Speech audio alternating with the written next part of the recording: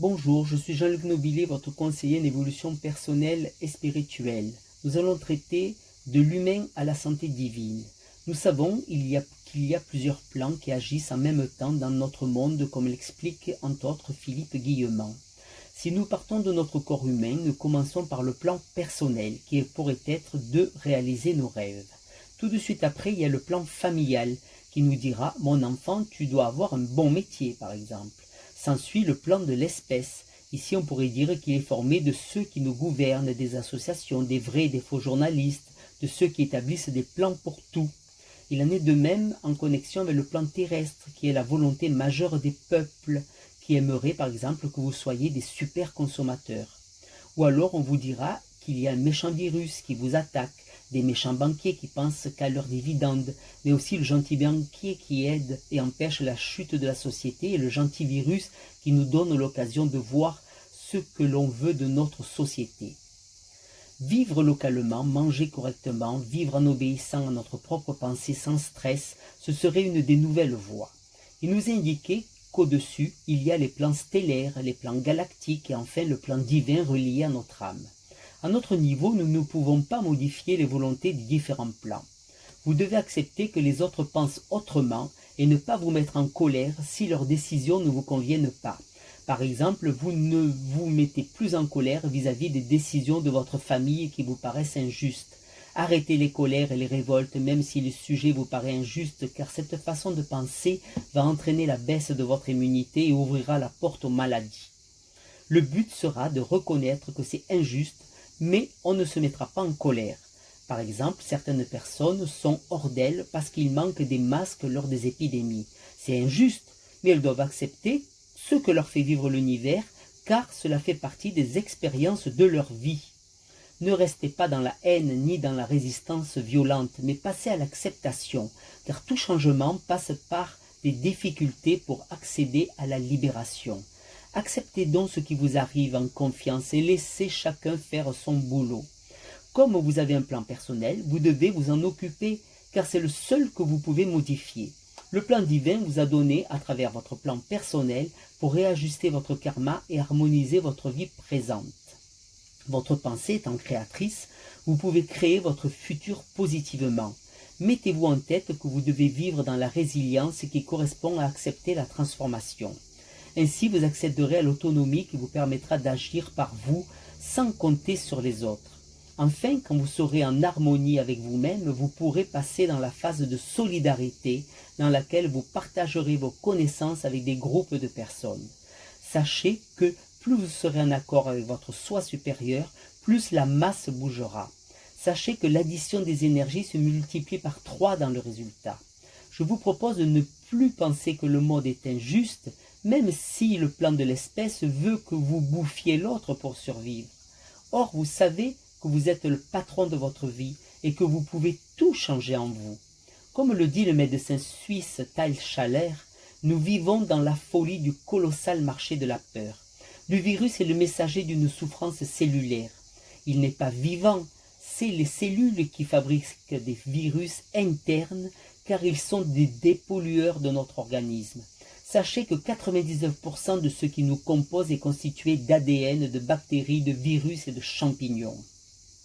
Donc, nous pensons que les virus nous agressent de l'extérieur, mais si nous l'attrapons, c'est parce que nous le vibrons déjà à l'intérieur. L'énergie de peur, de colère fait vibrer notre corps en basse fréquence. Et notre cerveau, préoccupé par ces angoisses, lui vibre en haute fréquence. Ce qui empêche notre conscience intuitive, extraneuronale, notre intuition de nous donner des informations vitales pour que nous soyons en bonne santé. Il est important de prendre conscience que nous devons vivre dans la joie, la liberté et la croissance pour que notre corps établisse des résistances pour se protéger. Il y a des épidémies car tout un groupe de personnes vibre déjà cette maladie en eux, et ainsi il ouvre la porte au virus, à l'épidémie. Le docteur Tal Schaller nous dit de ne pas être dans l'injustice, dans la peur, dans la colère et dans la malbouffe. Ainsi nos cellules se remettront en ordre et vous resterez en bonne santé. Mais depuis Pasteur, les laboratoires nous disent le contraire pour vendre des vaccins. Des études ont été demandées, mais l'OMS ne les publie pas car l'organisation est influencée par des multinationales. La maladie rapporte de l'argent, alors qu'œuvrer pour la santé ne rapporte rien. Les vaccins sont le plus grand génocide au monde actuellement. Bill Gates souhaite que l'humanité soit vaccinée en se faisant passer pour un bienfaiteur qui nous éloignera de la peur ambiante. Or, il n'y a pas de virus tueur, pas plus que de grippe tueuse. Nous voyons que grâce au confinement, lors des épidémies, 1% de la population dont la société Big Pharma veut contrôler l'humanité par les vaccins, mais aussi en envoyant plus de satellites dans le ciel. Ce qui créera plus de pollution d'ondes, à qui à leur tour créeront plus de maladies et entraîneront plus de vaccinations. Que faire?